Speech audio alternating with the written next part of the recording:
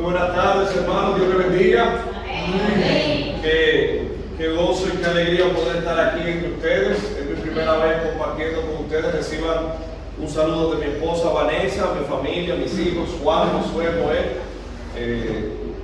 Tenemos el privilegio de estar en el estado de Florida, en Estados Unidos, donde Dios nos ha llevado y estamos plantando una obra, un ministerio parecido a ustedes, por eso me siento como en casa. No solamente por eso, porque ustedes se parecen mucho al ministerio que nosotros, por la gracia de Dios, hemos empezado, sino también porque estoy en familia. Daniel, los muchachos, Rubén y los demás hermanos que están aquí son familia para mí. Los que no me conocen, yo soy no sé si decir un hijo o un engendro, pero resultado de las iglesias bíblicas cristianas de Santiago. Son mi familia, son mis hermanos, son mis amigos. Y yo estar por aquí en este lugar por primera vez me llena de mucho gozo. Y haber escuchado principalmente de Daniel lo que Dios está haciendo aquí nos anima a nosotros allá a continuar la obra a la que Dios nos ha llamado. Porque sabemos que no es en vano y ustedes son muestra de esto.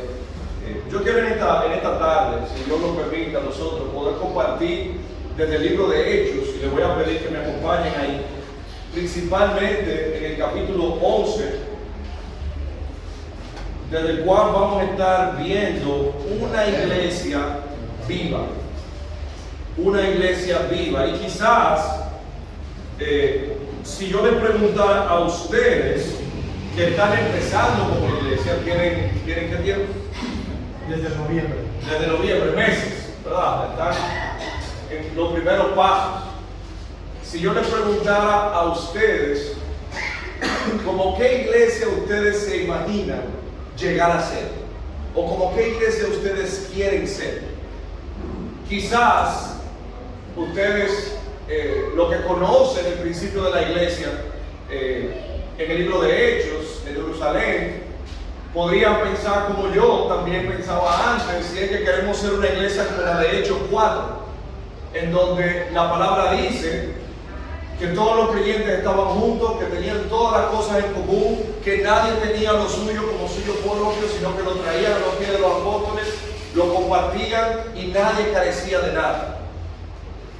Y ese es mi deseo, pero más adelante vamos a ver algunas cosas que pasaron con esta iglesia, o quizás usted simplemente diga, no, queremos ser una iglesia como la del Nuevo Testamento en general. Ahora tenemos que tener cuidado porque debemos pensar como qué iglesia queremos ser en el Nuevo Testamento. Queremos ser una iglesia quizás como la de Gálatas, que en algún momento se desvió de la sana doctrina, adoptando costumbres judías entre ellos. La Odisea. O queremos ser como la Odisea, o queremos ser como Éfeso, quien se alejó de su primer amor, o queremos ser como la iglesia de Corintios, quien se mundanizó, dejando filtrar costumbres del mundo. Entonces, sí, Dios hizo grandes cosas en el Nuevo Testamento en la iglesia, pero si vamos a mirar al futuro como iglesia, debemos de tener claro qué iglesia queremos nosotros ser. Y como iglesia, creo que estamos claros, que estoy partiendo del derecho de que todos sabemos que nosotros somos la iglesia, el cuerpo de Dios. No son estos muros, pero una cosa importante, no es tampoco mi vecino que está al lado, yo soy la iglesia. Entonces, si vamos a ver esta característica de la iglesia viva que yo voy a compartir en esta tarde, yo quiero que la veamos sabiendo que yo soy la iglesia. Entonces yo quiero que usted repita conmigo, yo soy la iglesia. Yo soy la iglesia. Y ahora mira que está la de dígale, tú eres la iglesia. Tú eres la iglesia. Amén. Amén. Entonces, vamos a Hechos 11, vamos a leer y luego vamos a estar orando. Hechos 11, pero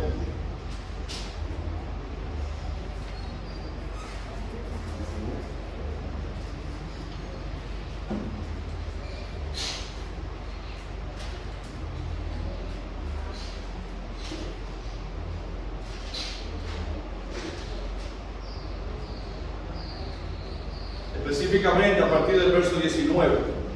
Vamos a leer, dice, ahora bien, los que habían sido esparcidos a causa de la persecución que hubo con motivo de Esteban, pasaron hasta Fenicia, Chipre y Antioquía, no hablando a nadie la palabra, sino solo a los judíos. Pero había entre ellos unos varones de Chipre y de Cirene, los cuales, cuando entraron en Antioquía, hablaron también a los griegos, anunciando el evangelio del Señor Jesús. Y la mano del Señor estaba con ellos, y gran número creyó y se convirtió al Señor. Llegó la noticia de estas cosas a oídos de la iglesia que estaba en Jerusalén, y enviaron a Bernabé, que fue hasta Antioquía. Cuando llegó y vio la gracia de Dios, se regocijó y exhortó a todos a que con propósito de corazón permaneciesen fieles al Señor, porque era varón bueno y lleno del Espíritu Santo y de fe. Y una gran multitud fue agregada al Señor. Después fue Bernabé a Tarso para buscar a Saulo, y hallándole, le trajo a Antioquía. Y se congregaron allí todo un año con la iglesia, y enseñaron a mucha gente, y a los discípulos se les llamó cristianos por primera vez en Antioquía. Oremos. Amado Dios y Padre, en esta tarde noche seguimos agradecidos de la oportunidad que tú nos das de estar aquí, Señor, compartiendo las alabanzas, conociéndonos, exaltando tu nombre, gozándonos de la presencia de los santos, Padre, y agradecido de que tu presencia esté entre nosotros, Señor. Agradecido también por tu palabra, Padre, pidiéndote que ella, como espada de dos filos, penetre hasta lo más profundo de nuestro ser y nos transforme, que no salgamos de aquí igual, que nos sintamos confrontados por ti a través de tu palabra, Señor. Que sea tú, Señor, hablando y no yo. Y que esta iglesia, Padre, pueda salir de aquí edificada y transformada. En el nombre poderoso de Cristo Jesús. Amén.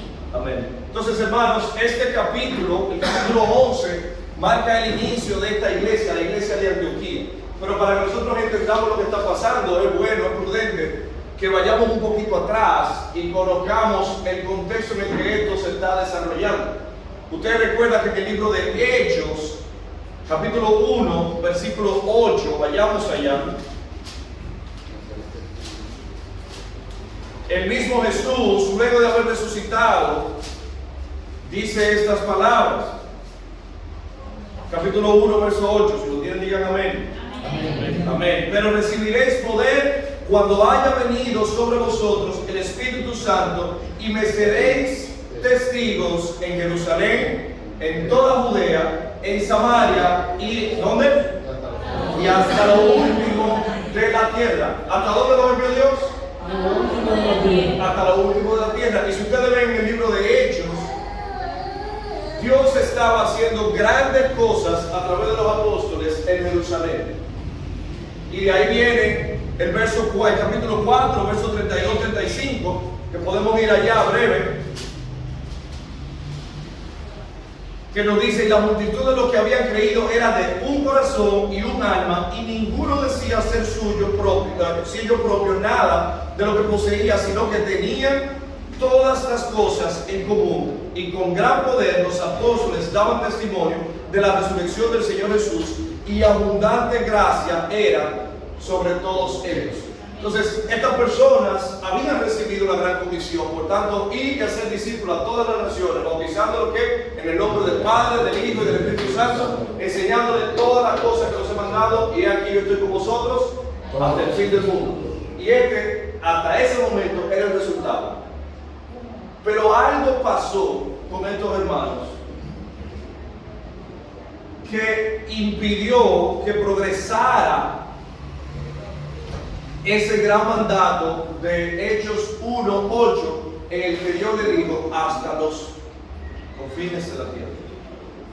Y de aquí viene entonces en Hechos 8:1. Miren lo que pasó. Alguien decía que la iglesia prevalecerá, ¿verdad que sí? Entonces, miren lo que pasa. En Hechos 1:8, donde Jesús les dice: vayan por todo el mundo, a Hechos 8:1. Miren lo que pasó, dice: y Saulo consentía en su muerte, en aquel día, hablando de la muerte de quién, Esteban, Esteban. en aquel día hubo una gran persecución contra la iglesia que estaba en Jerusalén, y todos fueron esparcidos por las tierras de Judea y de Samaria, salvo los apóstoles. Dios tenía un propósito con la iglesia, y era que ellos anunciaran el evangelio a toda la tierra, y Él lo iba a cumplir de una manera u otra. Y ahora estos hermanos, a través de esta prueba, de esta persecución, de la cual Dios tenía el control desde el principio, porque ¿quién estaba liderando esta persecución? Saulo. Y vamos, quizá ustedes vean más adelante lo que pasó con él. Pero estas personas fueron esparcidas por toda la tierra. Dice el verso 8 que fueron tierra de Judea y de Samaria, pero los apóstoles se quedaron allí. Ellos quizás estaban un poquitico más dispuestos a soportar la persecución que estaba viviéndose ahí. Y de este movimiento, resultado de aquella persecución, entonces surge más adelante un movimiento para con los gentiles. Si recuerdan, después de esto Pablo conoce al Señor, después de esto Pedro tiene aquella visión junto con Cornelio y entiende que el evangelio debe de ser llevado allá. Pero mientras Dios estaba preparando a Pablo, mientras Dios estaba abriendo la mente y el corazón de Pedro, ya Dios estaba trabajando a través de estos creyentes de 8:1 que habían sido esparcidos en tiempo de tribulación, en tiempo de persecución. Y vamos a ver entonces ahora donde empezamos y donde nos vamos a quedar, se los prometo, en el 11:1, a ver lo que está pasando. Y quizás ahora tiene un poquitico más de sentido lo que leímos al principio. Dice el verso 1: oyeron los apóstoles y los hermanos que estaban en Judea que también los gentiles habían recibido la palabra de Dios. Ahora, ¿de dónde habían los gentiles recibido la palabra de Dios? Pedro, Saulo y todo eso. Pero si ustedes van más adelante, verso 19: ahora bien, los que habían sido esparcidos a causa de la persecución que hubo con motivo de Esteban, ¿recuerdan el capítulo 8? Sí. Ahora, ¿qué había pasado con ellos?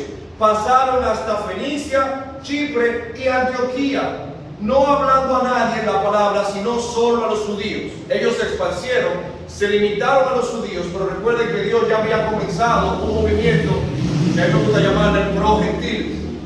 Entonces, en el verso 20 dice: pero había entre ellos unos varones de Chipre y de Cirene, los cuales, cuando entraron en Antioquía, hablaron también a los griegos, anunciando el evangelio del Señor Jesús. Entonces, aquella gente que por algún tiempo estuvo cómodo, quizás en sus costumbres judías, quizás en la comunidad de la gran ciudad, quizás en su comodidad, Dios los movió de una forma u otra. La mayoría de ellos tuvieron que salir, y a través de esas personas que salieron frente a esa persecución, ahora en el versículo 19 al 20, la Biblia nos está diciendo en el capítulo 11 que Dios empezó un movimiento del cual resultó esta iglesia de la que vamos a hablar hoy, que es la iglesia en Antioquía. Entonces, no importa cómo, la iglesia ¿qué? Prevalecerá. Dios tiene un propósito, y es que la tierra sea llena de su gloria. Entonces, el primer punto, la primera característica de esta iglesia que yo quiero compartir con ustedes es que estos hermanos, iglesia, ministraban independientemente de su situación. Estos eran hermanos que venían de una persecución. Ellos salieron huyendo de una persecución. Nos recuerda a Jesús cuando, después de haber sanado al ciego, recuerda que él sana al ciego, casi lo apedrean y él sale corriendo. Entonces, estos hermanos que están aquí, igual estaban saliendo de una persecución. Independientemente de su condición, ellos estaban compartiendo las virtudes de aquel que los había llamado de la tiniebla a su luz admirable, independientemente de su condición. ¿Y en qué condición estaban ellos? En persecución. ¿Algunos de nosotros nos están buscando para matarnos? Gracias a Dios, todavía ninguno. No llegará. Aunque ya no se sabe cómo están las cosas, pero todavía ninguno intencionalmente. Entonces, muchas veces tenemos muchas excusas por las cuales no estamos reflejando esta cualidad de esta iglesia, de ministrar independientemente de nuestra condición. Y déjeme decirle, hermano, Jesús no estimó el ser igual a Dios como cosa a que aferrarse. Él vino a la tierra, dio su vida por nosotros. Murió y resucitó para que nosotros podamos tener vida eterna y nos dio un propósito. Y es que compartamos las virtudes de Dios. Entonces, número uno, estos hermanos ministraban independientemente de su situación. Leemos otra vez. Ahora bien, los que habían sido esparcidos a causa de la persecución que hubo con motivo de Esteban, pasaron hasta Fenicia, Chipre y Antioquía, no hablando a nadie la palabra, sino solo a los judíos. No era que no la hablaban, sino que ellos, como eso fue lo que recibieron en Jerusalén, pues a eso se limitaron, ¿verdad que sí? Ahora, hubo otros, verso 20, había entre ellos unos varones en Chipre y de Cirene, los cuales cuando entraron en Antioquía, hablaron también a los griegos, anunciando el evangelio del Señor Jesús. Independientemente de su condición, ellos anunciaron el evangelio, lo que nos lleva al punto 2. ¿Qué anunciaban ellos? Hablaban del judaísmo, hablaban de las obras, hablaban de qué? Hablaban del evangelio. Entonces, número 2, esta gente predicaba el evangelio. Y lo hacían con denuedo, porque miren que muchos de ellos fueron más allá de lo que ellos entendían que era lo correcto, que era lo normal, que era la costumbre. Esta gente salieron de Jerusalén, donde solamente se le predicaba a quién, a judíos. Pero ellos tenían ese deseo. Recuerden que esta gente no estaba cuando Dios llamó a Pablo, cuando Dios llamó a Pedro, cuando Dios le habló a Cornelio y le dijo: esto va más allá. Ellos simplemente entendían que Dios, a través de Jesús, le había dicho a toda la tierra. Y ellos con fervor predicaron el evangelio a judíos y a gentiles. Entonces, número 1, independientemente de su situación, ministraban. Número 2, ellos predicaban, no otra cosa, predicaban el evangelio. Número 3, esta gente tenía el respaldo de Dios.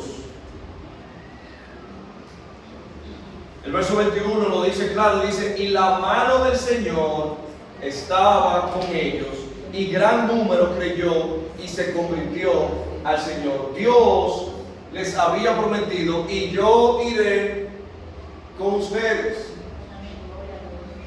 ¿Recuerdan? La gran comisión: yo iré con ustedes. Y aquí Dios está aprobando lo que esta gente estaba haciendo, apoyando lo que ellos estaban haciendo, y les estaba diciendo: buen trabajo, tienen mi mano, sigan adelante. Si ustedes como iglesia tienen la aprobación de Dios, debemos de seguir adelante. Amén. Y la mano del Señor estaba con ellos, y gran número creyó y se convirtió al Señor. Número 4, estas personas discipulaban. Ellos iban, compartían con las personas, impactaban su vida, porque déjenme decirle, en ese momento, para un gentil que llegaran y le predicaran el evangelio, eso era un impacto. Ellos iban a notar algo diferente, porque eso no era algo que pasaba todo el tiempo. Ahora ellos impactaban la vida de las personas, ellos evangelizaban la vida de los que impactaban, y ahora vemos que ellos no solamente eso, sino que enseñaban, discipulaban a las personas. Llegó la noticia de estas cosas a oídos de la iglesia que estaba en Jerusalén, y enviaron a Bernabé que fuese hasta Antioquía. Este, cuando llegó y vio la gracia de Dios, se regocijó y exhortó a todos a que con propósito de corazón permaneciesen fieles al Señor, porque era varón bueno y lleno del Espíritu Santo y de fe, y una gran multitud fue agregada al Señor. Después fue Bernabé a Tarso para buscar a Saulo, y hallándole le trajo a Antioquía, y se congregaron allí todo un año con la iglesia y enseñaron, a mucha gente, y a los discípulos se les llamó cristianos por primera vez en Antioquía. Ellos enseñaban a los discípulos. Entonces ellos estaban discipulando. Entonces, número 1, ministraban independientemente de su condición. Número 2, predicaban ¿qué? El Evangelio. Número 3, tenían el respaldo de Dios. Número 4, discipulaban. Y en este fragmento hay muchas cosas en las que yo pudiera desviarme, pero qué bueno ver a Bernabé yendo como un mensajero de la iglesia en Jerusalén, quienes oyeron lo que estaba pasando y le dijeron ve. Y no sé si ustedes saben, pero la costumbre era que si enviaban un mensajero, esa persona tenía que ir, ver lo que estaba pasando y regresar y dar un reporte. Pero ¿qué pasó con él? Dice la palabra que él dijo, no, yo no puedo perder tiempo. Yo no puedo perder tiempo, aquí está pasando algo bueno. Déjame ir a buscar a Pablo, que también debe estar con fiebre, debe estar ferviente por todo lo que ha pasado con él. Y déjame traerlo para acá y vamos a entrenar a esta gente porque aquí está pasando algo que vale la pena. Amén. Amén. Y él fue, buscó a Pablo y se quedó ahí. Él no volvió a Jerusalén. Quizás porque no quería volver allá, porque quizás la música que tocaban allá no le gustaba, o porque las alfombras no eran buenas. No fue por eso. Él pasó por ahí y se quedó ahí porque él vio la pasión, el denuedo, el deseo que esta gente tenía, y él quería permanecer en ese lugar y contribuir a lo que Dios estaba haciendo en ese lugar, porque era algo bueno, porque la mano de Dios estaba en ese lugar. Y Bernabé busca a Pablo, se lo lleva para allá y ahí se quedan, y dice la palabra que enseñaron a los discípulos, y no solamente enseñaron discípulos, sino que, y para mí esto es maravilloso, dice que ahí en ese lugar se le llamó cristianos a los discípulos por primera vez. ¿Ustedes saben lo que quiere decir eso? Quiere decir que esa gente hablaban de Cristo y andaban como Cristo. Porque si tú hablas como Cristo y andas, si tú andas como Cristo y hablas de Cristo, eres de Cristo. Y por primera vez a los discípulos se les llamó cristianos en ese lugar. ¿Por qué? Porque esta gente estaban fervientes y ellos estaban caminando de manera que reflejaban las virtudes de aquel que los había llamado de las tinieblas a la luz. Y la gente lo veía caminando y decía, no de manera despectiva, decía, ese cristiano. Hoy dicen cristiano. Ahí no vive ningún cristiano, dice por ahí. Pero no, esta gente de verdad le dijeron por primera vez cristiano. Qué privilegio el de aquella iglesia. Una iglesia que creció en medio de tribulación como resultado de una tribulación. Una iglesia que fue fundada, déjeme decirle esto, que quizá usted lo entendió, pero yo no lo he dicho. Una iglesia que fue fundada no por apóstoles, sino por gente común y corriente que salió temerosa de una ciudad perseguida. Y estas personas guardaron lo que recibieron de los apóstoles, lo atesoraron y lo compartieron de manera que con quien ellos lo compartieron entendieron el mensaje y lo vivieron hasta el punto de que le dijeron cristiano, imitador de Cristo. Número 5, esta gente era generosa. Verso 27, bueno, más abajo dice, en aquellos días, y en el 27, unos profetas descendieron de Jerusalén a Antioquía. Les digo, en Antioquía estaba pasando algo y todo el mundo quería ir a ver lo que estaba pasando. Yo me enteré de lo que estaba pasando en Alto Mayor. Yo le dije a Daniel, yo puedo ir. que yo quiero ver. Posible que me quede un año aquí. Gloria a Dios. Gloria a Dios. Pero me busca tu familia. Ese es el asunto. En este viaje no. Tengo que ir a buscar no a Bernabé, tengo que buscar a Vanessa, a Juan, a Josué, a Joel y al que viene. En aquellos días, unos profetas descendieron de Jerusalén a Antioquía y levantándose uno de ellos, llamado Agabo, daba a entender por el Espíritu que vendría una gran hambre en toda la tierra habitada, la cual sucedió en tiempo de Claudio. Entonces los discípulos, cada uno conforme a lo que tenía, determinaron enviar socorro a los hermanos que habitaban en Judea, lo cual en efecto hicieron, enviándolo a los ancianos por mano de Bernabé y de Saulo. ¿Qué panorama más hermoso el que estamos viendo aquí? Esta iglesia estaba formada por gente que por alguna razón, llámele lo que usted quiera, racismo, cultura judía, comodidad, pero su clase había sido rechazada hasta cierto punto por la iglesia en Jerusalén. Yo no sé si ustedes lo ven así, porque ellos habían enfocado su ministerio como algo exclusivo de los judíos. Incluso hubo discrepancia entre ellos por este tema. Y esta gente que no era judío se enteran de que la iglesia, si lo podemos decir iglesia madre, Sí. en Jerusalén estaba pasando por un momento difícil. ¿Y qué ellos hicieron? Mandaron a No, ayuda. espérate. Presentaron una ofrenda. Llévenle allá. Llévenle eso y que coman y que se cuiden y estamos aquí. Gloria a Dios. Gloria a Dios por eso. Esta iglesia, que no voy a repetir las condiciones,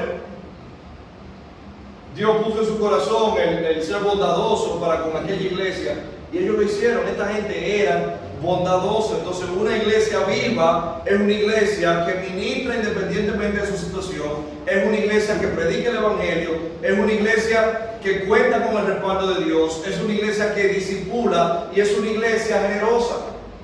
Es una iglesia que busca suplir las necesidades a su alrededor. Y esta iglesia hizo eso.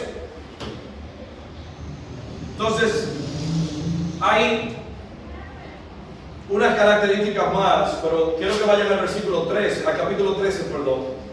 En donde entonces nos dice que había entonces en la iglesia que estaba en Antioquía profetas y maestros.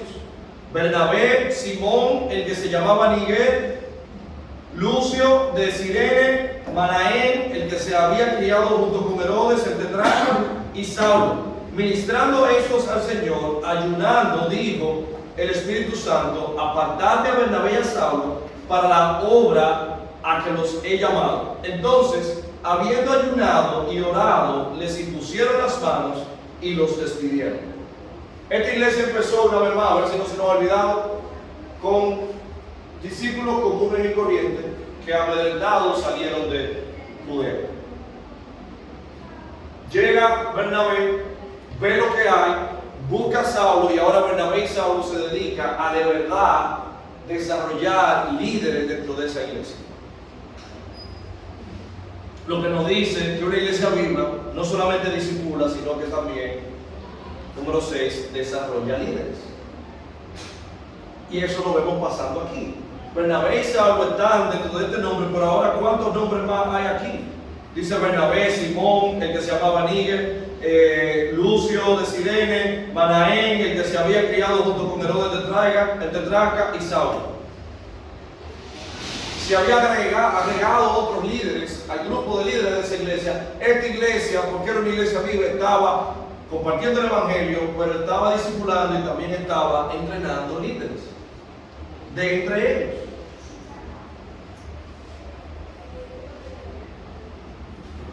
Una iglesia viva ejerce disciplinas espirituales como la oración, el ayuno.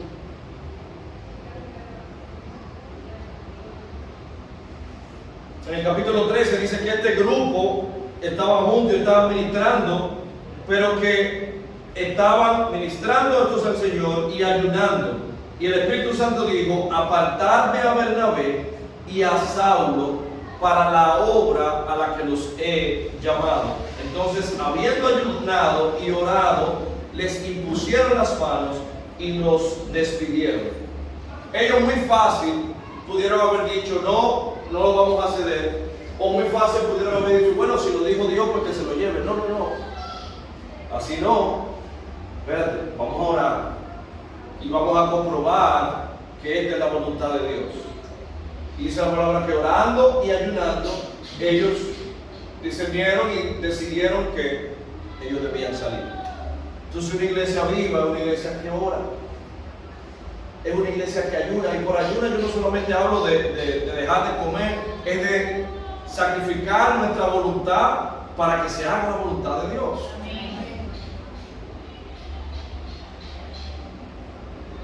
Número 8, esta iglesia, una iglesia viva, es una iglesia misionera.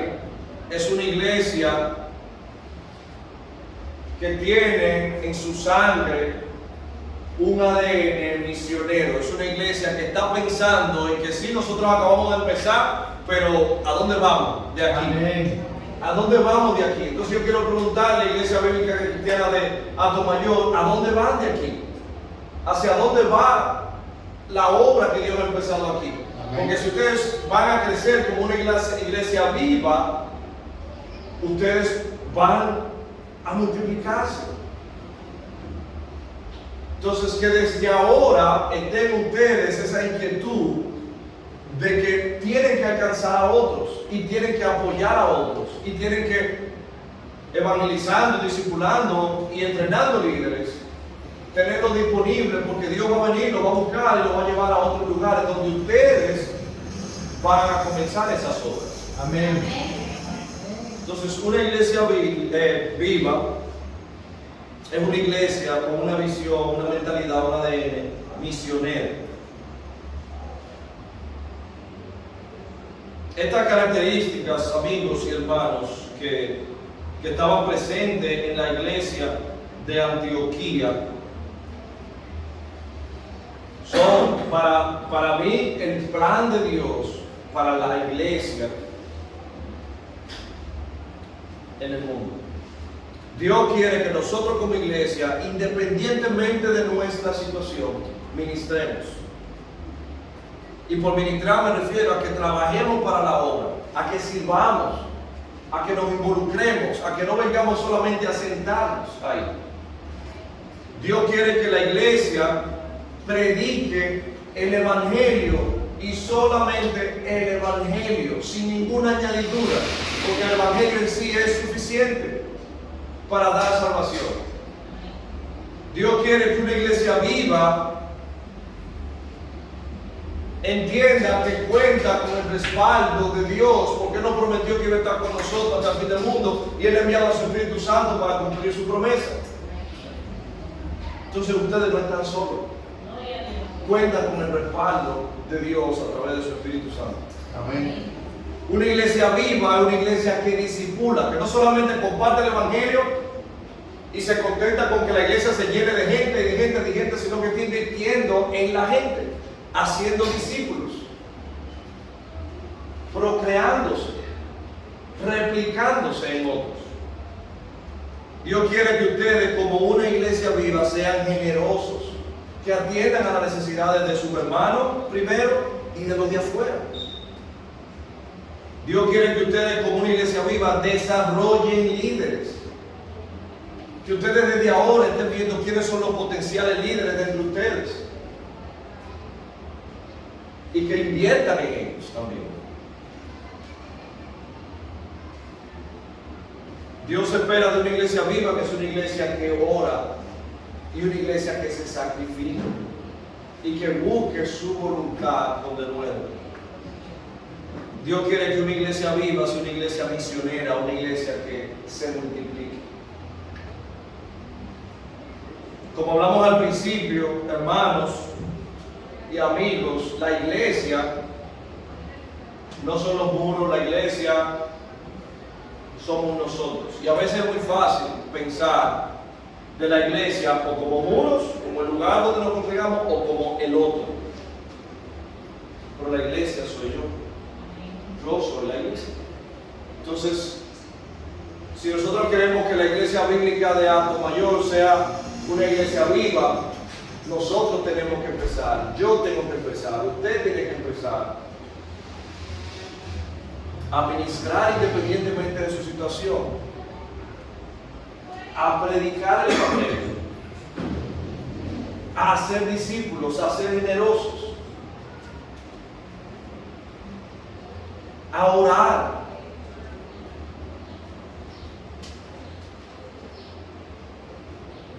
Y a buscar poner de su parte para que esta iglesia crezca desde Jerusalén, Judea, Samaria y a los confines de la tierra, teniendo usted una mentalidad misionera. Amén. Y si usted lo hace, entonces esta iglesia va a ser una iglesia viva. Amén. Amén. Amén. Dios nos ha dado el privilegio a través de Cristo Jesús de que nosotros podamos ser su cuerpo. Es el ejemplo más bonito que yo puedo ver de la iglesia en la Biblia. En 1 Corintios, Pablo le dice a los hermanos de Corintios que la iglesia, ellos eran el cuerpo de Cristo.